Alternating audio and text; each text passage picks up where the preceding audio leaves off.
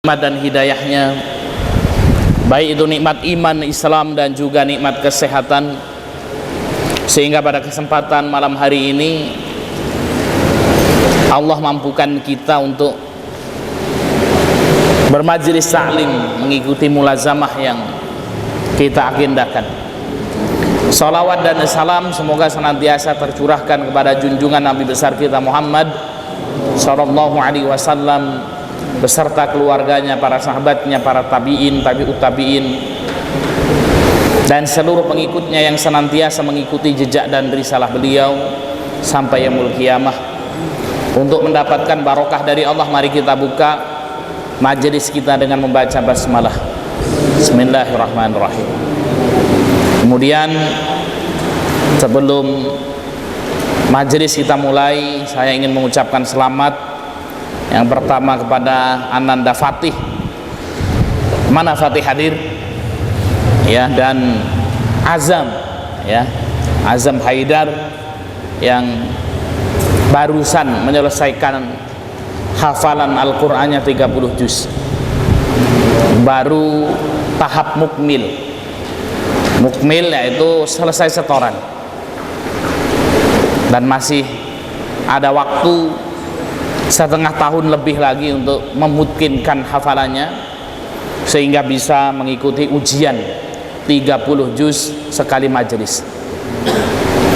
Untuk tablis 3 sudah berapa orang berarti Ustaz Faizun?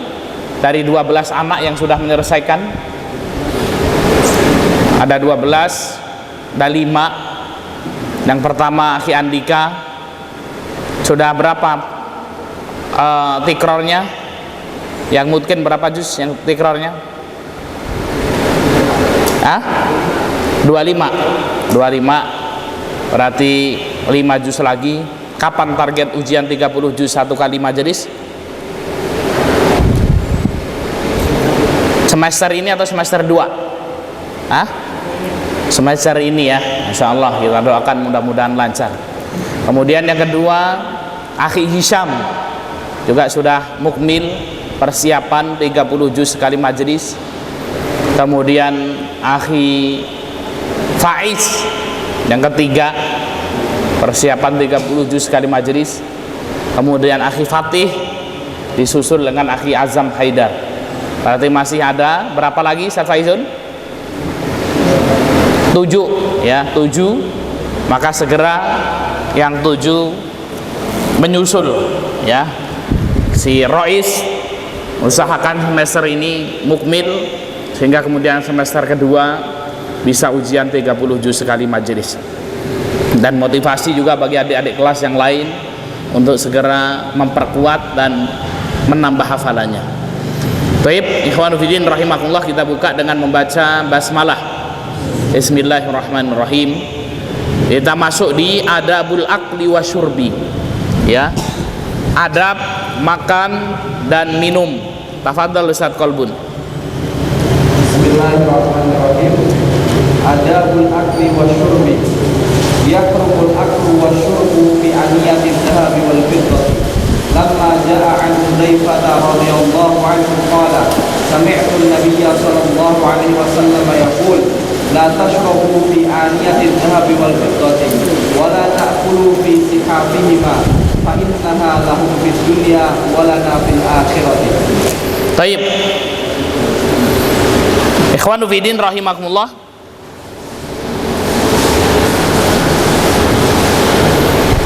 Adab makan dan minum. Ya. Jadi agama Islam merupakan agama yang sempurna, agama yang paripurna. Ketika seorang makan, minum pun juga kemudian apa? Ada adab-adabnya. Adab yang pertama, yuhramul aqlu wa syurbu fi aniyatidz dzahabi wal fiddati.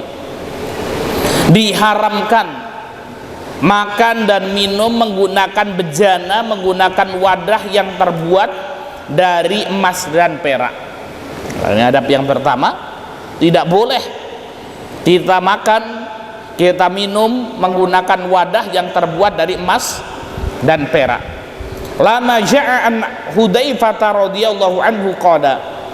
Ini sebagaimana yang disebutkan dalam hadis Hudzaifah radhiyallahu anhu, sahabat Hudzaifah ini berkata, sami'tun nabiyya sallallahu alaihi wasallam yaqul, aku mendengar Nabi sallallahu alaihi wasallam berkata, la tashrabu fi aniyati dhahabi wal fiddati. Kata Rasul, janganlah kalian minum di bejana yang terbuat dari emas dan perak.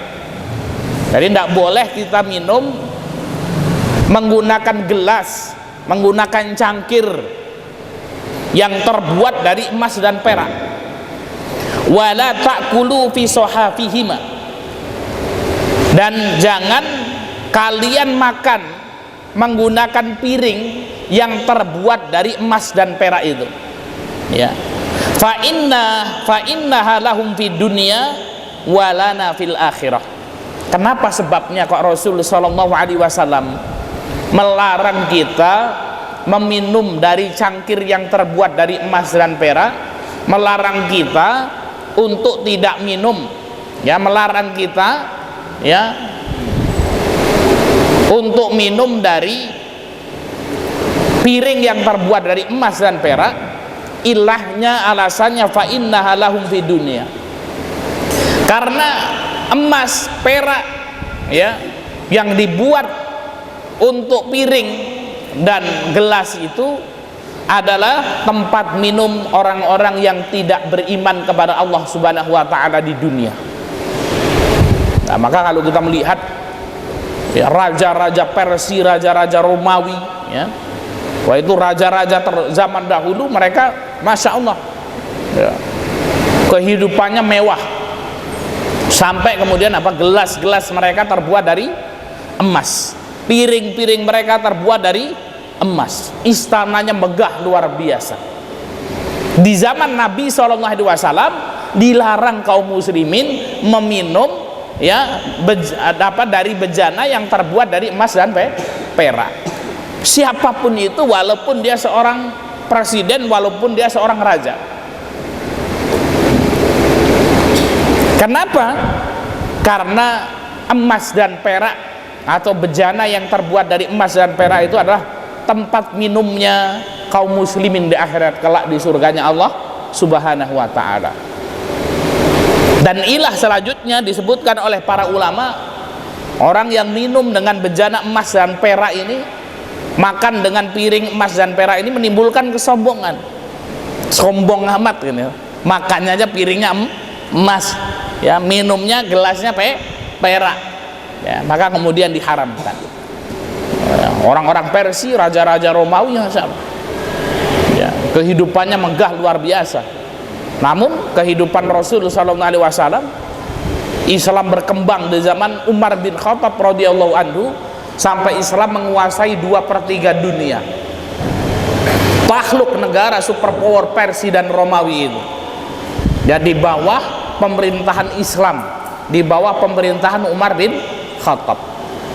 Sampai suatu hari ada utusan dari Romawi ketika itu datang, sebelum Romawi itu runtuh datang. Nah, dan ketika itu, ya, Islam di Mekah, di Madinah Al-Munawwarah sudah dipertimbangkan. Ketika datang utusan tersebut mencari mana Amirul Mukminin Umar bin Khattab yang dengan komandannya Khalid bin Walid mampu mengguncang dan meruntuhkan negeri Persia, dan negeri Romawi pun terancam, ya, dengan pasukan-pasukannya yang luar biasa. Ya, maka di pandangan orang Romawi ini, sosok Umar ini gagah perkasa, memang badannya gagah perkasa, kemudian duduk di singgasana yang besar, kan gitu, ya, menggunakan mahkota dari emas, hidupnya mewah, ya. Maka ketika datang ke Madinah itu, di pikiran mereka seperti itu, pasti ini kaum muslimin kerajaannya gede, kan gitu, ya, rajanya luar biasa. Akhirnya kemudian mereka sampai di Masjid Nabawi. Masjid Nabawi belum semegah ini, Pak. Atapnya dari pohon kurma, ya, atapnya dari pohon kurma, Ya, kemudian orang-orang di situ berkumpul dan tanya, di mana Umar bin Khattab, di mana istananya Umar bin Khattab. Ya. Ketika itu ada sahabat yang berkumpul, kemudian Umar bin Khattab sedang tidur, ya, di lantai Masjid Nabawi yang lantainya dari pasir, kemudian alasnya pohon pelepah kurma. Lagi tidur di situ, angler di situ Umar bin Khattab. Kemudian ditunjukkan itu Umar bin Khattab. Ya, utusan Romawi ini kaget, mana? Nah, itu yang tidur itu. Wah, tidur kayak pengemis gitu, kan gitu. Ya. Di atas pasir, tikernya cuman pelepah kurma. Sudah angler lagi tidurnya di situ, ya. Maka kemudian dibangunkan Umar bin Khattab, ya. Kemudian pulang itu terheran-heran utusan Romawi itu. Melihat rajanya itu di singgasana yang luar biasa, ya. Kemudian ini melihat Umar bin Khattab sedang tidur di masjid, ya. Dan kaum muslimin nggak punya kerajaan, nggak punya istana, istananya ya masjid itulah. Kalau ada tamu-tamu datang ya diterimanya di masjid. Nah, kalau mau rapat ya di masjid, kan gitu ya. Sehingga masjid itu menjadi pusat pendidikan, pusat ekonomi, pusat politik. Nah, masjid itu zaman Nabi. Nah, kalau sekarang tempat kita jadikan masjid tempat pendidikan, tempat ekonomi, zakat, tempat politik, dilirik Anda masjidnya itu. Ya, minimal kemudian ya, pendidikan sama ekonomi sajalah tempat kita. Ya. Thayyib. Nah, ini bahwasanya dilarang bagi kita makan dan minum menggunakan bejana yang terbuat dari emas dan perak. Adab yang kedua,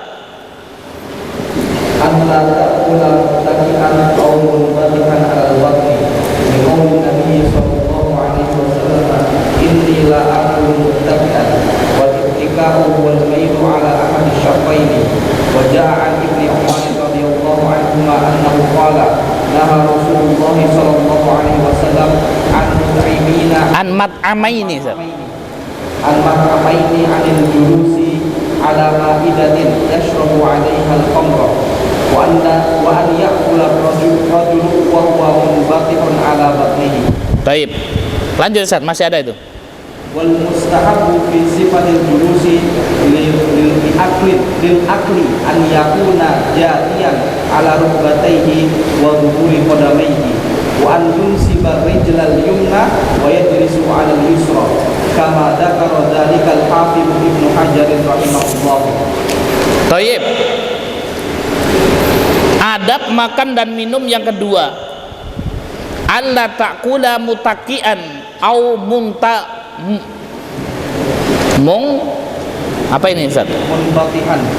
munbatihan au munbatihan alal batni.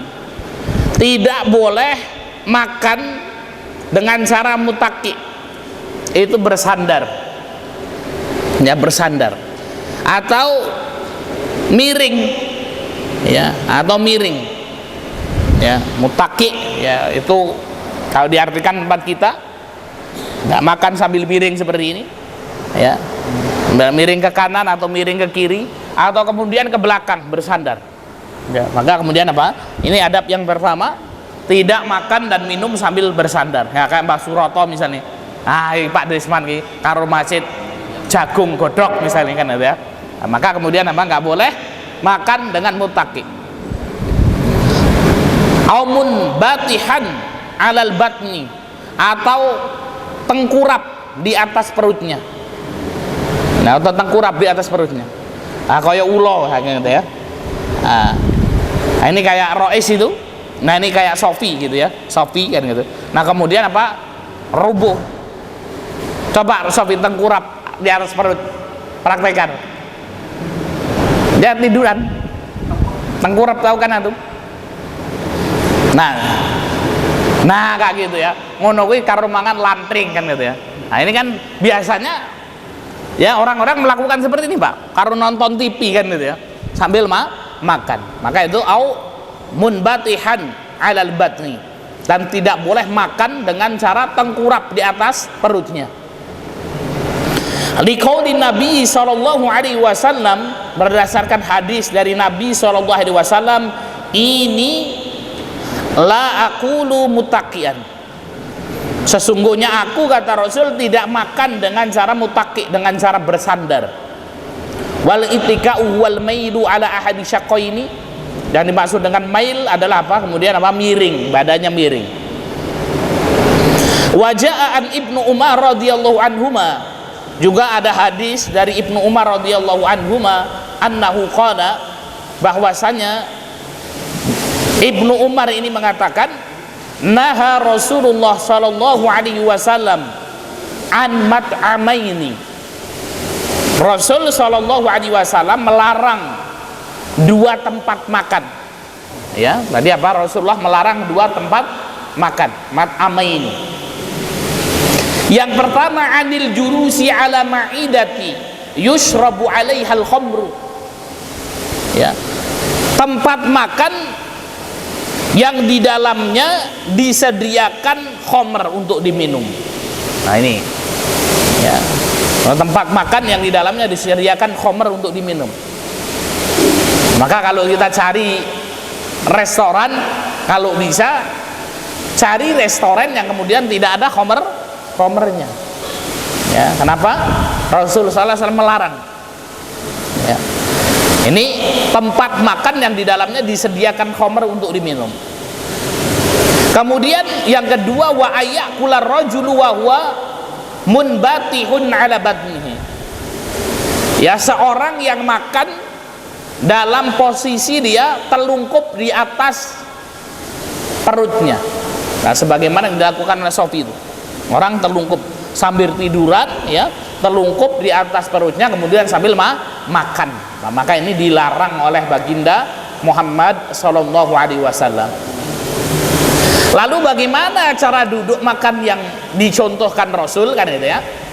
Wal mustahabu fi sifatil julusi lil akli ayyakuna jasian ala rukbataihi wa dhuhuri qadamaihi. Adapun yang mustahab, sifat duduk, ya, posisi duduk ketika makan, ayyakuna jasian ala rukbataihi, ya, wa dhuhuri qadamaihi. Jasian ala rukbataihi, ya. Apa itu jasian ala rukbataihi? Berada di atas pahanya. Ya. Nah, seperti ini duduknya. Ya, wa dhuhuru qadamaihi, dan duduk di atas, ya, apa ini? Ya, apa ini? Kaki bagian depan, ya. Ya, kaki garis kalau kita nggak tahu apa ini, Pak. Bahasa Indonesianya apa? Ya, tulang kering. Nah, seperti ini. Nah, jadi kalau makan seperti ini adabnya. Ya, maka kemudian apa? Ini yang mustahab adalah apa? Jasian ala rukbataihi wa dhuhuru qadamaihi. Ini jasian ala rukbataihi wa dhuhuru qadamaihi. Nah, makan, ya. Nah, makan seperti ini, makan, ya, duduknya. Nah, duduk yang pertama. Au yang sibar rajulu au yang sibar rijlu yumna, au yang siba, ya, rijlal yumna wa yajris ala yusra. Yang siba itu adalah menegakkan kaki kanannya, wa yajlis ala yusra, kemudian duduk di atas kaki kirinya. Nah, gini, jegang ya Pak jenengan nih. Nah, ini duduknya kalau makan masih seperti ini, mustahabnya seperti ini duduknya. Ayang sibari jalal yumna, ya, wa yajlis ala yusra. Nah, jadi seperti ini makan. Ini wong Jawa anu nggak gitu Pak, baju kok orang ini saru ya. Wah, ini ya, kalau wong Jawa ini saru ya. Tapi kemudian mas sunahnya seperti Palembang nggak ya? Ya, maka kemudian kita juga harus menghormati. Jangan sampai kemudian apa jagong ini kan ya. Maka cari yang seperti ini. Ya. Kalau seperti ini nggak apa-apa ya Mbak Suroto ya. Ora saru ya ini ya. Nah, maka kemudian seperti ini. Ya. Ye podok ngendi ya? Jagong ngene iki mangan kan karo jegang kan. Wah, kemudian apa? Wah, ini sunnah Rasulullah kan? Ya betul, ini sunnah Rasulullah. Tapi kemudian apa? Ya kadang-kadang masyarakat belum paham. Ya kadang-kadang masyarakat belum paham. Maka kemudian cari yang tidak menyelisihi masyarakat, tapi tidak keluar dari sunnah yang ada.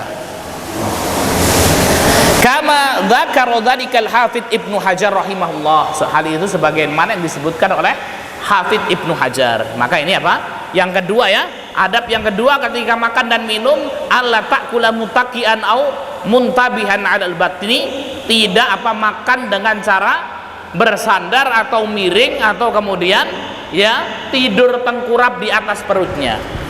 Lanjut Ustaz Qalbun, adab yang ketiga. Taqdimul akli 'ala sholati idza hadara ta'am. Di hadits Aisyah radhiyallahu anha annaha qalat sami'tu Rasulullah sallallahu alaihi wasallam yaqulu la sholata bi hadrati ta'amin wala huwa yudafi'ul akhbatan. Wa an Ibnu Umar radhiyallahu anhu qala qala Rasulullah sallallahu alaihi wasallam idza wudi'a asya ahadikum wa uqimatis sholatu fabda'u bil asya'i wa la yu'ajjil hatta yafragha minhu. Wa hadzal haditsu fihi dalilun ala annahu ya'kulu hajatahu min al-akli wa la yaktafi bi akli luqamatin tuksirul ju'a. Wa hadza huwa alladhi rajjahu an-Nawawi rahimahullah. Taib, adab yang ketiga ketika kita makan dan minum, taqdimul akli 'ala sholati idza hadarat ta'ami. Ya, idza hadarat ta'am. Ya, idza hadarat ta'amu ya. Ya, taqdimul akli itu mengedepankan makan daripada sholat apabila makanan sudah dihidangkan, Pak. Apabila makanan sudah dihidangkan.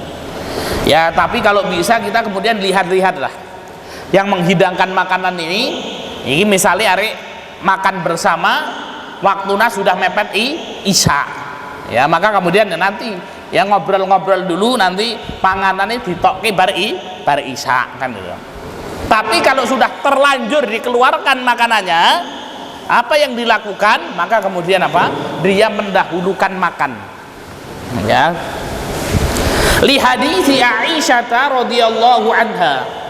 Berdasarkan hadis Aisyah radhiyallahu anha, qalat, ibunda Aisyah radhiyallahu anha berkata, sami'tu Rasulullah sallallahu alaihi wasallam yaqulu, aku mendengar Rasul sallallahu alaihi wasallam bersabda, la sholata bihadrati ta'ami, tidak ada sholat ya kalau apabila makanan sudah dihidangkan. Ya, jadi kalau apa, misalnya ini makanannya wis siap, waduh krungu adzan Mbak, tapi makanannya wis siap, maka kemudian apa, lanjutkan makan dulu. Kemudian apa, wa huwa yudafi'uhul akhbathan, dan juga tidak boleh sholat ketika orang tersebut menahan akhbathan. Akhbathan itu adalah dua hadas yang busuk. Khobath itu kebusukan ya, yang pertama adalah kencing dan yang kedua adalah kentut atau buang air besar ya. Jadi kalau orang mau sholat wis komat tok kebelet nguyuh kan gitu ya, apa yang dilakukan? Kencing dulu. Waduh, males Pak Ustaz kok ketinggalan. Akhirnya sholat karena nahan-nahan nguyuh. Ya, sholat sambil nahan-nahan kentut. Wah, nanti dulu tahan-tahan ini nanti. Ya pokoknya habis sholat langsung brol. Nah itu ya. Ya maka kemudian apa, sudah pergi dulu ke WC. Kencing dulu sampai selesai. Ya dikeluarkan, buang air besar dulu sampai selesai. Kalau sudah selesai baru kemudian ikut sholat. Sudah selesai saja jamaahnya ya udah enggak apa-apa. Ya. Maka kemudian ini sunahnya seperti itu. Ya. Maka ketika dia pergi ke hammam, dia pergi ke WC, sedangkan sholat sudah didirikan, kemudian dia ketinggalan, dia tetap mendapatkan pahala jamaah. Ya, tetap mendapatkan pahala jamaah. Tapi jangan tuman. Ya, wayai komat mesti ngising. Nah, itu. Wah itu. Wayai komat mesti kemudian nguyuh kan itu. Sampai masbuk terus. Nah, ini ada masalah ini kan gitu. Ya, maka kemudian apa? Ya, ini sesekali saja seperti itu. Nah, contoh kalau habis subuh itu kita tahu. Kalau habis subuh ini kencing dulu pasti buang air besar dulu. Maka kemudian apa, bangun sebelum subuh. Nah, sehingga kemudian apa, waktunya sholat subuh sudah tenang. Nah, contohnya sudah buang air besar, sudah buang air kecil, habis itu pergi ke masjid, waktunya qomat kok melilit meneh kan gitu lah. Ya bagaimana, tinggal kan pergi ke WC, nggak usah ditahan-tahan itu. Ya, ini maka kemudian kalau kita lihat kenapa kok kemudian apa tidak boleh sholat, belum diperbolehkan sholat kalau makanan sudah tersedia, dan tidak boleh menahan kencing dan buang air besar ketika hendak sholat, karena kemudian mengganggu kekhusyuan sholat. Ya. Maka hadrati to'am ini disandingkan dengan menahan kencing dan buang air besar yang dapat menghilangkan kekhusyuan. Ya. Sudah siap makan, qomat, Allahu Akbar, yang dibayangkan tempe goreng, tempe oncom, sambal terasi, aduh perut sudah kenyang. Oh, akhirnya cepat-cepat supaya cepat makan, sehingga kemudian tidak konsentrasi. Ya, maka kemudian apa, didahulukan makannya itu. Kemudian wa an Ibnu Umar, hal ini juga disebutkan oleh Ibnu Umar radhiyallahu anhuma, qala, Ibnu Umar berkata, qala Rasulullah sallallahu alaihi wasallam, Rasul sallallahu alaihi wasallam bersabda, idza wudi'a asya'u ahadukum, kalau makan malam sudah tersedia. Ini asya itu makan malam sudah tersedia, kakak gini ini. Ini bentar lagi adzan isya, makan malamnya siap. Ya, makan malamnya sudah siap. Ya, gurameh bakarnya Pak Disman sudah kelihatan tuh kan gitu. Lalapannya sudah tersedia. Ya, kemudian apa? Ya, nasi putih hangat sudah siap, kopinya sudah ada di situ.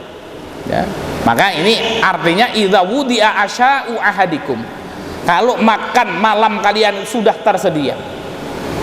Wa uqimatus shalah, kemudian terdengar suara iqomah, ya, Mbah Ali qomat, ya itu ya, atau Pak Suprat, nah, qomat, Allahu Akbar, asyhadu an la ilaha illallah.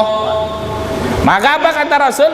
Fabda'u bil asya'i, mulai dengan makan malam dulu, mangan nih, ya, wala yu'ajil, dan tidak terburu-buru makannya.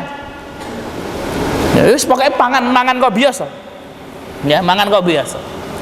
Ya, wala yu'ajil, jangan terburu-buru, hatta yafrugha minhu, sampai makannya selesai. Rampung mangan, hatta yafrugha ini disebutkan sampai panganan entek, Pak, rampung warak dewe. Wis ora kepengin balik meneh, antop kok gitu ya, sudah. Kemudian hatta yafrugha sampai rampung. Ya, kemudian kita pergi ke masjid, wudu, sholat, tapi serampung sholat saja tidak apa-apa. Ya, tidak mengapa. Ya. Walaupun masbuk tidak mengapa.